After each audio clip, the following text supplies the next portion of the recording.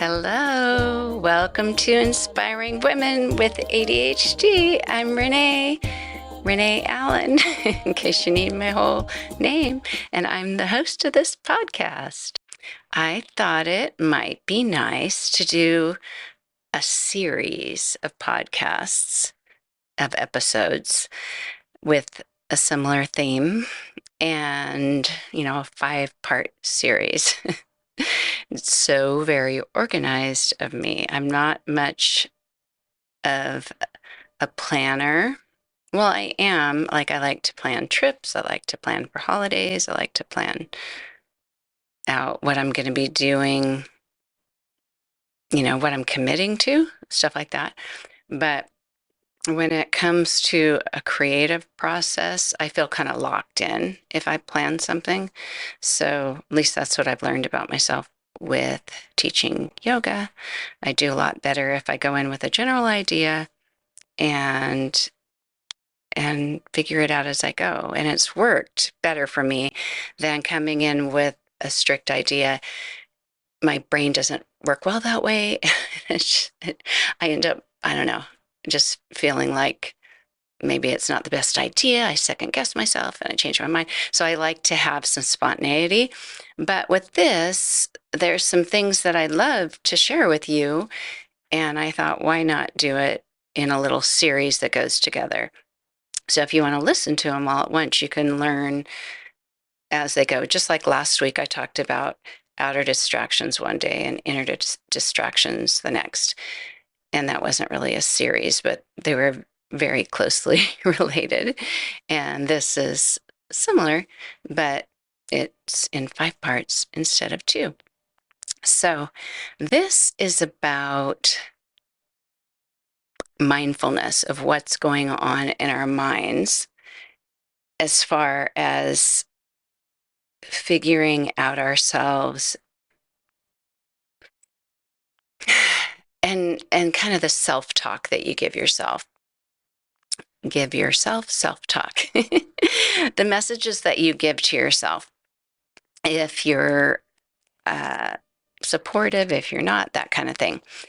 And I thought about this in a lot of ways to present it to you, but then I realized what I teach, the way I teach yoga, and I didn't realize this until I was teaching for a while, but a friend of mine who's big into fitness, and she added yoga kind of as a recovery for her fitness. She took my more gentle yoga classes, the ones that were more stretchy and more for total relaxation and that sort of thing. But she told me that instead of instructing someone, which is what a lot of people do when they teach at a gym, they actually call them instructors. They don't call them teachers. They call them a group fit or group fitness instructor, because they're standing up and they're saying, this is what you need to do, and you follow them. And they use words too. And they also use descriptions. They might be saying, and now we're doing bicep curls, but they also might say, keep your elbows in, or, that sort of thing. They might give more instruction, especially if they look at someone and see that their form isn't very good or it needs help or something, or they're not really understanding what to do. And with yoga, there's all kinds of teachers, but my friend told me what I did was unique because I was teaching them how to do yoga, not how to do a pose, and not how to do yoga as far as the philosophy, but more, in a way, it was because of the empathy I have, I think, that I know that some people go into classes and feel like they're not doing very well, or feel pressured to do a certain stretch or certain pose in a certain way that doesn't work for their bodies. So I wasn't just watching out for them in my class, I was watching out for them in future classes with other teachers, or even if they just did it on their own or with a video or something. Because there's a lot of things that if you don't understand, you could hurt yourself. And I didn't want anybody to get hurt, or I didn't want anybody to walk out more stressed than they walked in. And that's happened to me. So a lot of it was just going off of my own experience of feeling the pressure to put my foot in this certain position. And then I'd go home and my knee would hurt for 3 weeks because even though it didn't feel right for me to have my foot facing the front of the mat, the teacher came over and said, you need to do this. And I thought, well, and I felt that pressure.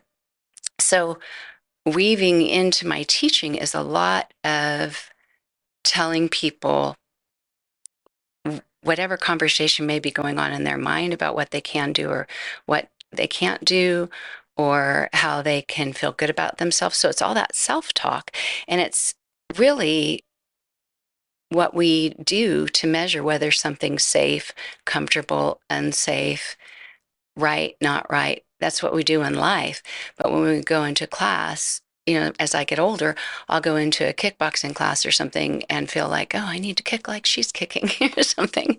And I'll feel a little signal like, oh, that doesn't feel really great in your hip. Maybe you should change this. Maybe you should do that. But I'll think, oh, no, you should do that.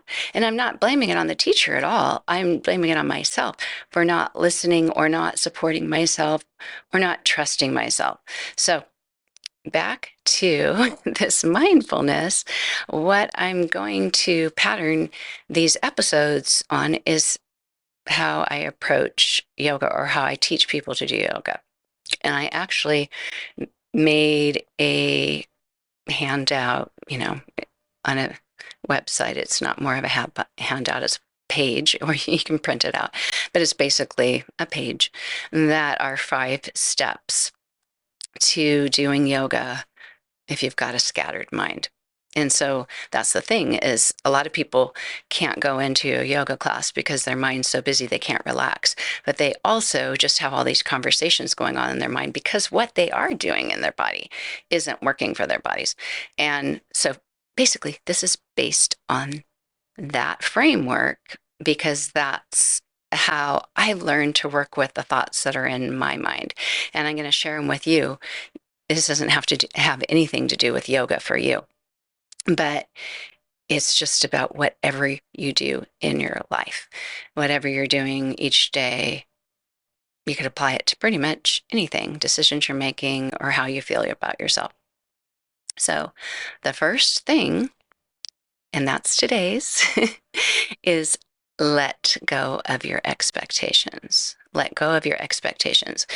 And when you have ADHD, when you're younger, you may not have any expectations because you're just living. You're just in your world of how you see life and how you do life. And you're getting feedback from people, your mom, your dad, whoever's in your home, grandparents, if you live near them, friends, neighbors, people at school, friends in the neighborhood, whoever that is, you're getting feedback from them or information from them about yourself. But just within yourself, you probably don't have an expectation of how it needs to be. You're just doing it. Like when you're a baby, you're walking. You're not thinking, I'm not walking right. You're just walking. So in life, at some point, we start to see, and related to ADHD, we might see, I talk more than other people. If you talk more than other people, that is very common with ADHD. Not everyone does. Some people are more introverted or not as expressive, but a lot of people with ADHD love to express themselves, love to share, love to talk. And because of all the ideas we have in our minds and all the connections that just keep coming, we're fascinated by the topics we're talking about, whether it's ourselves, how we see things, information, what we've learned.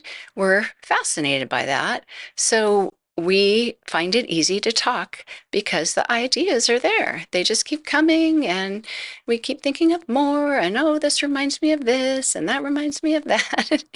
And that's how we talk. So when we are younger, we just do it. And we might go to school and have a teacher say, raise your hand. Don't just talk when you feel like talking. Raise your hand, or put down your hand. You can't have your hand up all the time. You've already answered for me, So no, sit back down in your chair. Don't come up here and try to do this with me. We're all sitting down now. So we may have tendencies because we don't know what the expectation is. And even after we learn what the expectation is of other people, we still have our own ways of doing it. And just talking is just one of the examples. But as we get older, you could probably list a lot of things that you do that you start to realize not everyone does this. Yes, people lose their phone or they misplace their keys, but do they do it every day? Do they do it multiple times a day? Yes, people spill their drinks on themselves when they're drinking, but do they do it every day? Do they do it over and over? Maybe you don't. I'm just telling my own tale here. And my latest one that I've noticed, it seems like every few years, something else, either I didn't do it before or I just notice it more. But when I take supplements, medicine, I don't just do one at a time. My husband picks up one at a time, puts in his mouth. I put a whole bunch in my hand and then put the hand in my mouth. And just because my mindfulness, noticing everything at once, isn't always there, so many times one will slip between my fingers. And I have this little plastic basket just from the dollar store that I keep the bottles of supplements and things in, or medicine. And so it's like, oh, did it drop in there? Did it drop on the little shelf? Because the medicine is up over my printer shelf. So is it there? Is it on the floor? And then I have these square baskets on the floor that keep the computer paper, the printing paper, and stuff like that.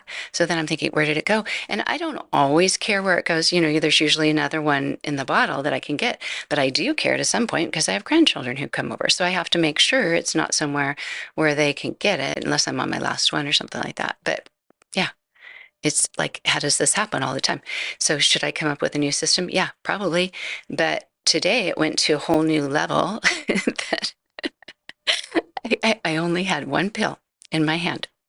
But I didn't use my fingers like my husband, like he actually puts them in his fingers and puts them in his mouth. That's probably a wiser thing. I'm still using my left hand.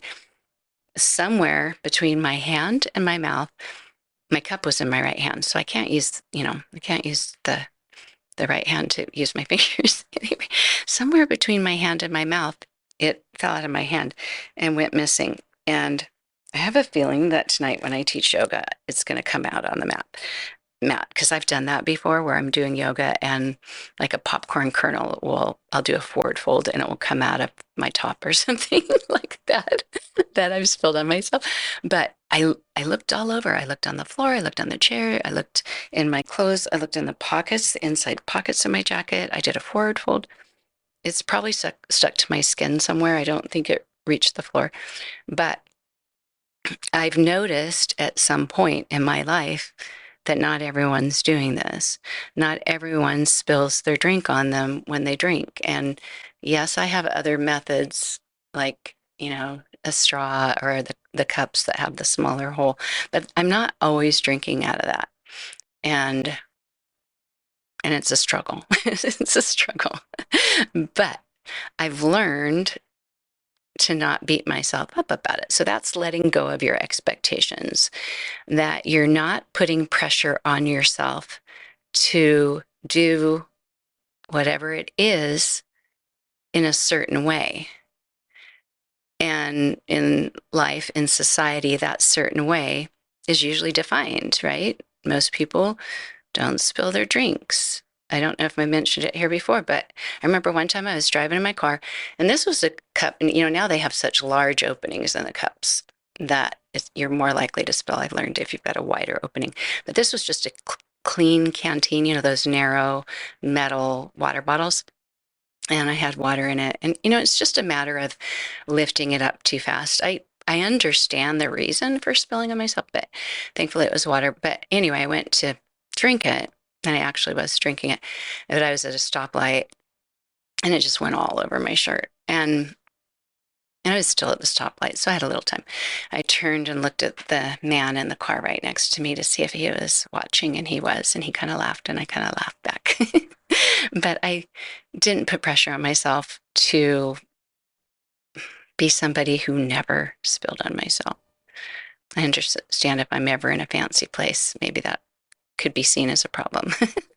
I do love Jane Austen movies and stuff like that. That would be a problem in some of those scenes. But whatever it is that you do in your certain way, in your way that may be related to ADHD, or maybe it's not related to ADHD. We also have character traits that aren't, right? But there are some that it's really helpful to find out you have ADHD and to learn more about, because if you bump into furniture all the time, you bump into corners, you trip, you just aren't mindful of where your body is at all times, it could get frustrating, getting bruises on your legs and it's summer and you want to wear a dress or shorts or something and you've got a stupid bruise on your leg. I've learned to use makeup a little bit for that, but other times I've learned not to care about it. And I've learned that if you ice it faster, it helps. But a lot of times you don't even know that you've gotten that bruise until the bruise shows up. So don't put pressure on yourself, or don't be down on yourself. Don't tell yourself, I'm not a great person. I'm not worth as much as every single other person who never spills on themselves, who never trips, who knows how to be in a conversation and maybe not talk more than most. Don't expect something of yourself that isn't your tendency. Yes, you can work with your tendencies to some degree. If I really focused on not spilling and set myself up for success, I could probably do it. But I'm not gonna get super discouraged if I can't do that. And it's that idea that our happiness in life comes from what we get attached to, what we can let go of. And if we have something that we really, really think needs to happen, it's fabulous if it happens. It's so great. And it's so exciting. We're watching the Olympics right now.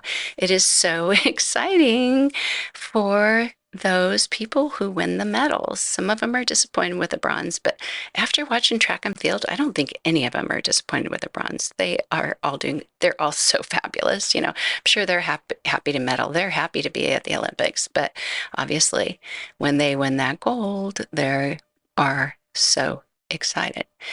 And so, yeah, when we shoot for the moon and we reach it, that's super exciting. So we can have a goal, we can have a hope, we can have an expectation.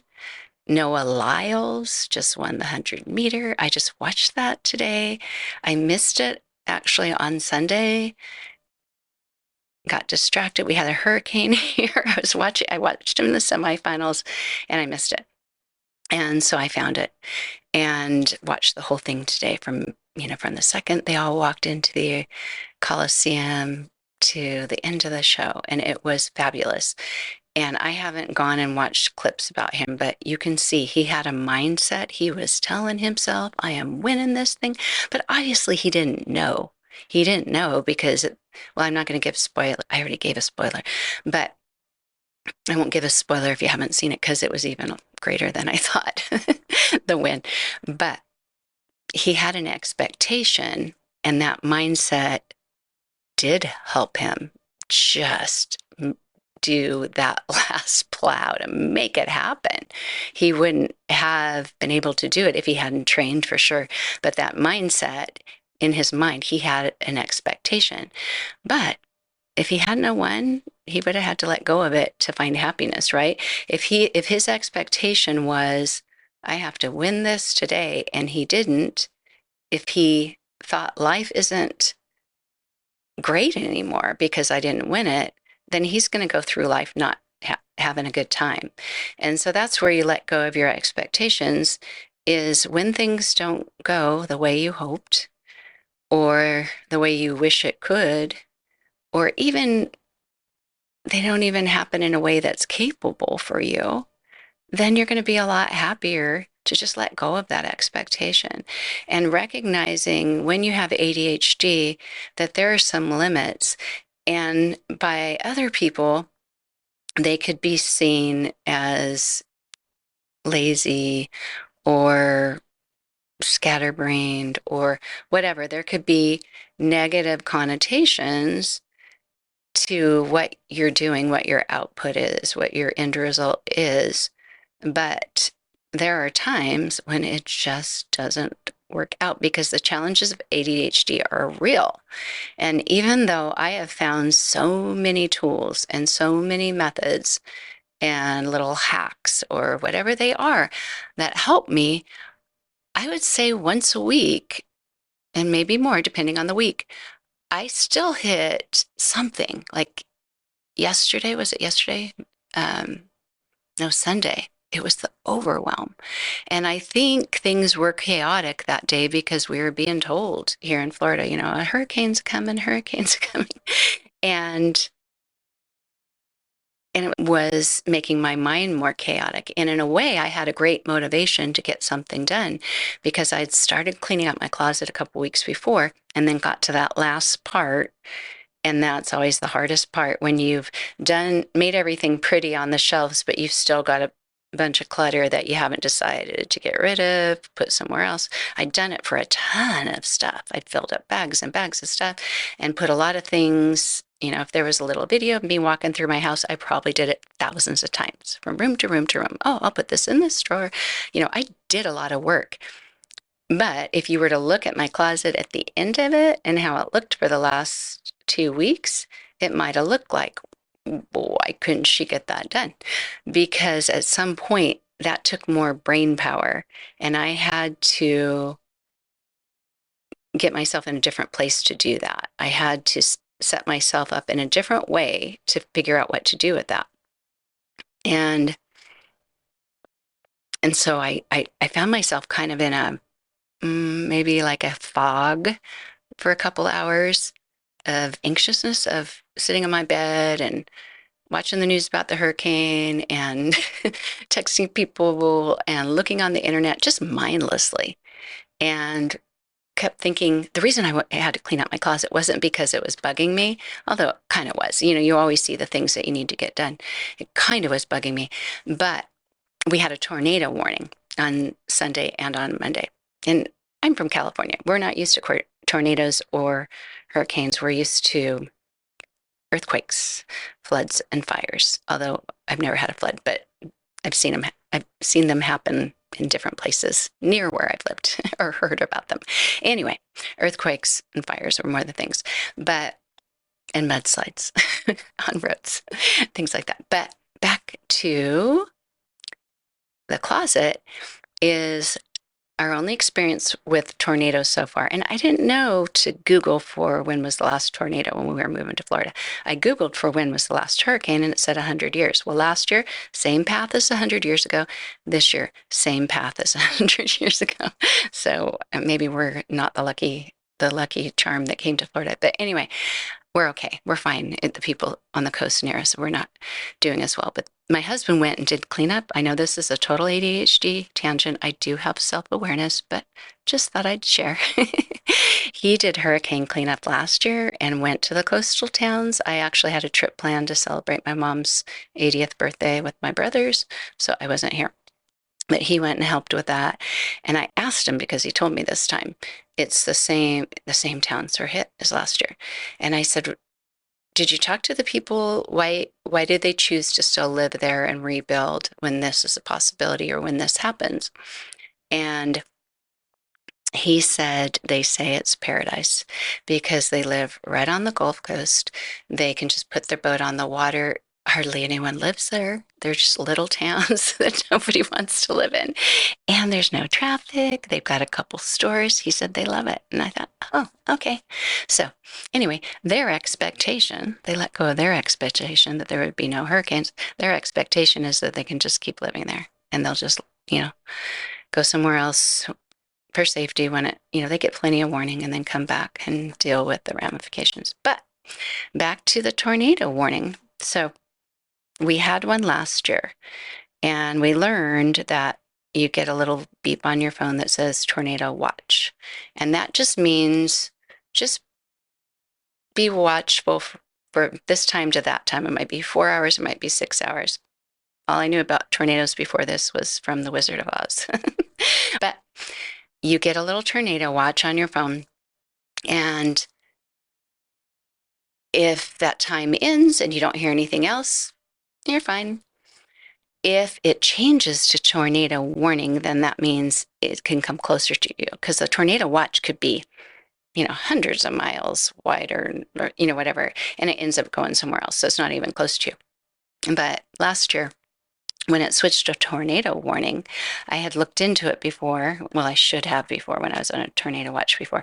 But my daughter, who lives an hour south of hers changed to a tornado warning before ours did, several months before. And she showed us pictures of a coworker of her husband's, their house and stuff like that. So I said, "Where'd you guys go? What'd you guys do?" And it says basement, but they don't have, at least around where we are, it's too wet. They don't have basements or a bathtub. Bathtub's too small. Inner room without windows or outer walls. Well, our biggest inner room is either a toy closet, a little other game closet, or our walk-in closet. So last time we got in our walk-in closet when it switched to tornado warning, is probably an hour and a half off of memory. I can't remember. But we went inside, and three of our grandchildren were here, and my husband and I and one of my adult sons, and we just went inside and entertained them, like my socks became a ball, throw the ball, and I happened to have a snack. My son had a snack in his pocket, and we just tried to keep them from trying to leave because they were going a little crazy. They wanted to go out and play with toys and stuff. And what I realized when we were in there, because there were three adults and three little kids, and all three of us at some point, the adults were laying on the floor because there wasn't anywhere to sit or anything. We just kept kind of getting lower and lower. We had grabbed a few pillows on the way in, and I thought, it's a good thing my closet's clean, because it had been cluttered for about a month, where I had gone on a trip and did a lot of laundry before my trip, but didn't put all the laundry away. And then when I got back, I would just keep piling, things that I didn't want to put away that weren't dirty on top of that. Anyway, for probably a month, that closet was not clean on my side of the closet. My husband's side was fine. But I had just spent a whole day or two just not decluttering the closet, but just putting clothes away and managing the laundry and stuff. So the day of the tornado watch, and then it turned to a tornado warning, I was really glad it was clean. So Sunday, here we are at a tornado watch, and I'm thinking, oh my goodness, what great motivation to go in there and finish my closet. And then I sat kind of frozen on my computer and on my phone and looking at the news of what's happening and when. And I kept making reports to friends or relatives. Oh, so this about the hurricane or that. And I am so bad at weather reporting.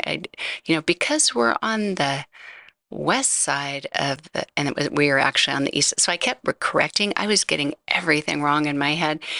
And it was just a sense of chaos for sure. But I couldn't get myself to get in there and get it done. And I finally did what is the easiest thing for me once I, maybe eat a little something, drink some water or something. When I really want to set my mind to doing something, I put in some earbuds. I put on a show, a podcast, and I just shut out the rest of the world, and I was able to get it done. So I got it done. But I was a little frustrated for those couple of hours, because I thought, I know how to get myself to do things. I just hosted a 5-day focus challenge and did really well and helped other people. And I can't get myself to go in there and do that, So we all have our dips in abilities. And what was funny is once I started doing that, there's always a system, right, in our brains of, I can do this if I just had a box to put this in or whatever. Well, I went into my bathroom to see if I had a little container in one of the drawers, because I thought, I don't even know if I need this in there. Here, I spent the next, I think, 2 hours in the bathroom reorganizing all of the drawers in there. And my husband came in there. What are you doing? Because I'd made a bigger mess, and we have a pretty big bathroom counter. It was just full of makeup. I'm throwing stuff away. I'm cleaning it off. I'm getting into, everything, throwing away old medication, all kinds of stuff. But once I start organizing, it's that hyper focus thing for sure. But I don't want to do it just a little bit if I want to do it as much as possible.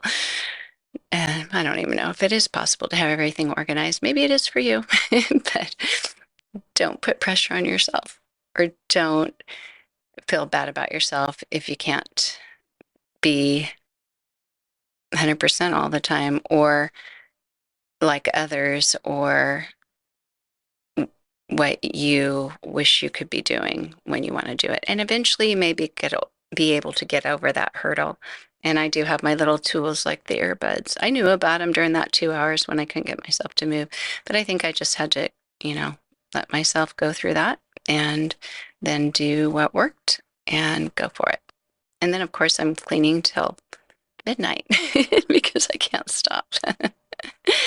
But, just giving yourself that support, because even though we know we're supposed to have positive self-talk, we have opportunities to practice that. And that's what yoga, they call it a practice, because you're spending time during that hour or half hour practicing your mindset.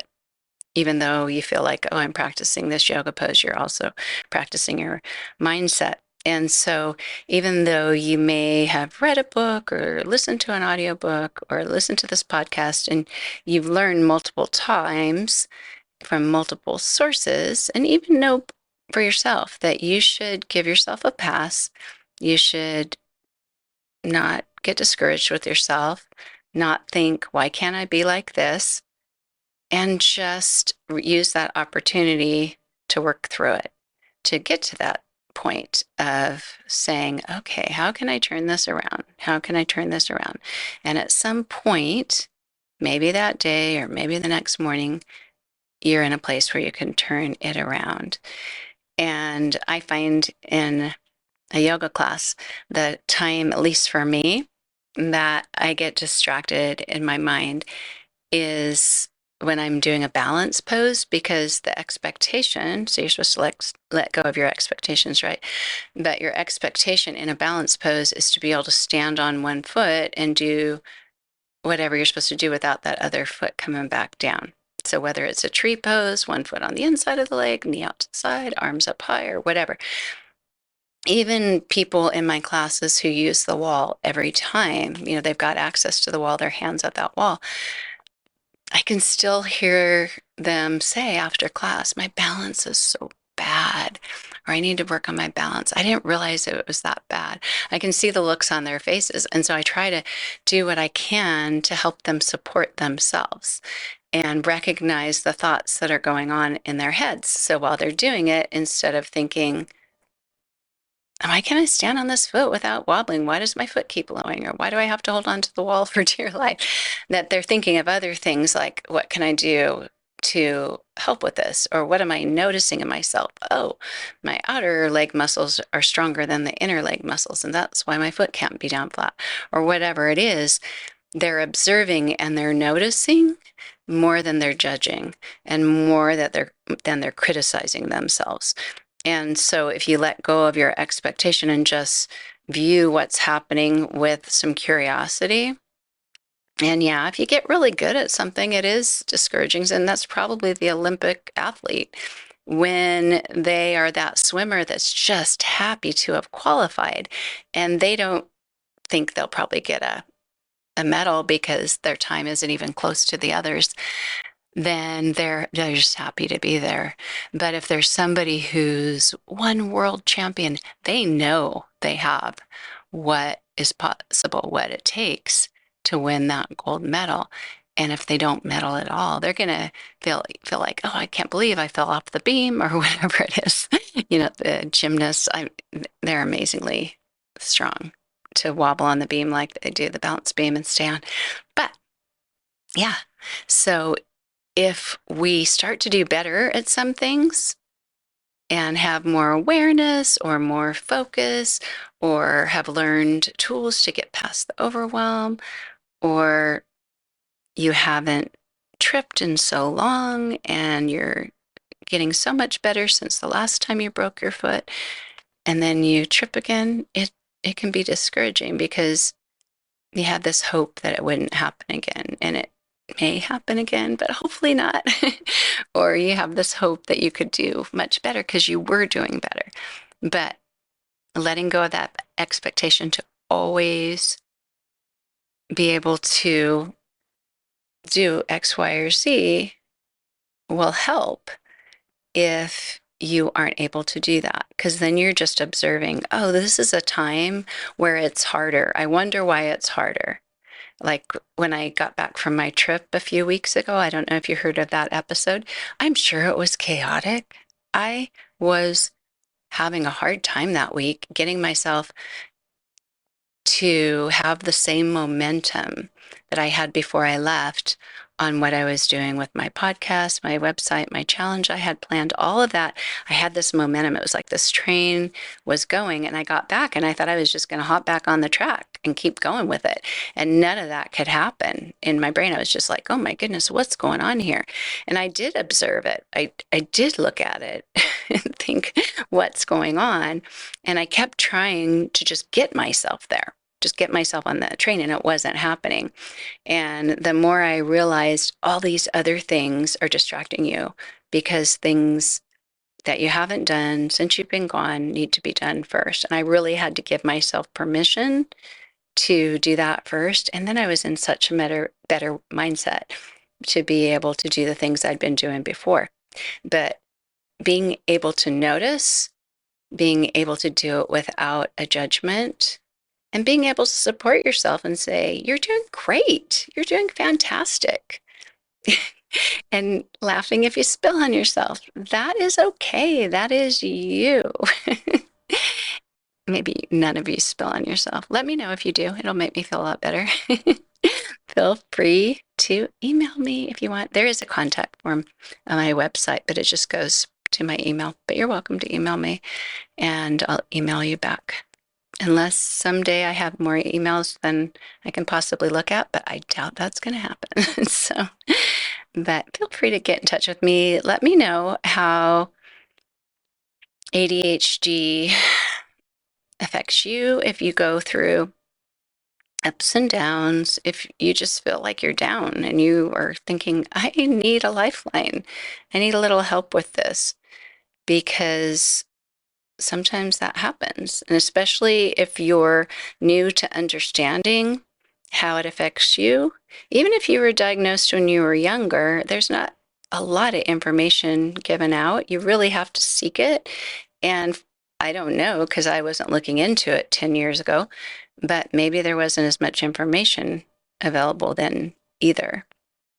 But having an understanding of what we're working with to begin with doesn't mean we can't set goals and we can't improve. No, it doesn't mean that. It means we can accomplish great things. And I have that great desire for you to get to a point, and maybe you're already there, maybe you're 5 steps ahead of me, but to get to a point where you can set a goal and you can improve and you can do great things, but you still have your same brain. So every once in a while, you'll find that you may not have the same momentum with it, or you may need to do something else for a little bit of time that your body can't do.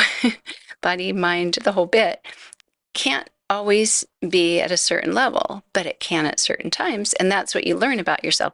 What do I need to do to give my ADHD brain, my body, my ways, the way that I experience life, the greatest possibility of accomplishing what I want in life? And that might just be having the kind of day that you want.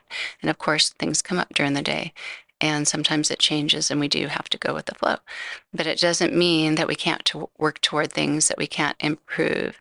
And we're working with a knowledge of our limitations, but also our limitations, not just one limitation, but we're also working with the knowledge that we can push past barriers, that we can accomplish great things, and we have strengths that some people just don't have, or characteristics that some people may never have, that may enable you to do something that somebody else may never be able to do. You have gifts. And so if you look at the gifts and find goals that align with your gifts, that's where your joy will be, right? That's where your joy will be, besides, friends, family, and all that. More than anything, in this message, this episode of learning more about ourselves, the mindfulness, what it's like to be us, we're giving ourselves messages all the time, and knowing that you are who you are, you're not anyone else, and what you're able to do is wonderful. What you may not be able to do is okay. And it could change, but if it doesn't, that's okay too. You can work with what is, and it may change. And if it doesn't, you've done your best. It's the best you can do. That's one of my favorite things to have learned as I get older is I did the best I could. And sometimes maybe I didn't do the best I could, but that's okay too.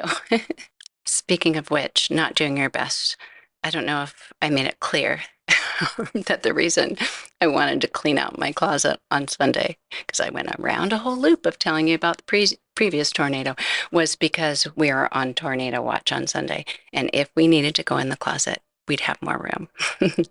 So I worked on my closet on Sunday. But as I said, I did a lot on my bathroom drawers, which I did not complete until Monday. And I finished the bathroom drawers on Monday and finished my closet yesterday. Was Monday, today's Tuesday, in the real world. This probably won't be released on a Tuesday. But yeah, I came full circle with my story, and it did take me a few days to come full circle with that organization. But sometimes we're doing great. Other times we aren't. That's just fine. Even Celine Dion, and I say wasn't because she hasn't, been performing as much lately. I am not as big of a Celine Dion fan as my friend Shirley is. She's been to multiple concerts. She knows all of her songs. I mostly knew the Titanic song and a few others. But I saw Celine Dion once on The Voice, and she was training someone. She just came in as a guest artist. And she told the person she was working with that her manager, who I believe was her husband, said, Celine, you don't have to sing perfect all the time. You just sing perfect when it's time. And she was super dramatic about it. But we're not going to be able to be our best all the time. We're not going to be able to be at the momentum or the pace or the level of functionality all the time. But hopefully we can find times when it's time. And maybe when it's time will change from time to time. But we will be able to have times when we can achieve, when we can do great things. And that's what we're trying to do. We're trying to figure out how to make that happen when the executive dysfunction seems to be in the way. It's blocking the road. But anyway, thank you so much for listening. Be in touch if you can. Say hello on my website. I don't really want to give my email address out on a podcast, but if you contact me on my website, I'll write you back.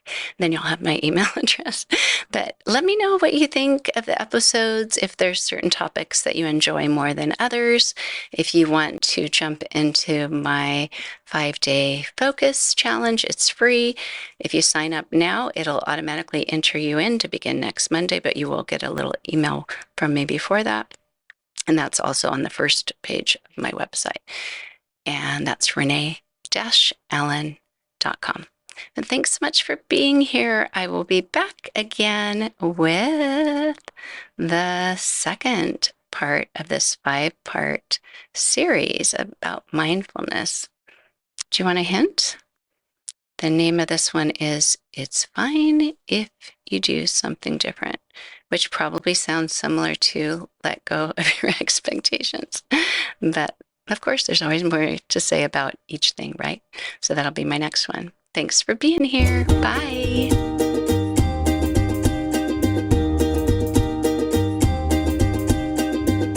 I buttered my toast, spread on some grape jelly.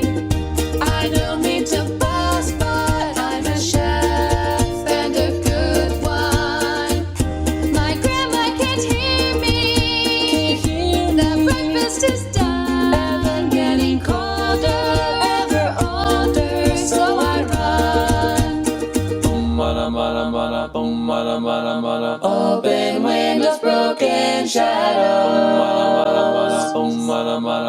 Frozen dreams are left for tomorrow. Without a cause. No time for a pause.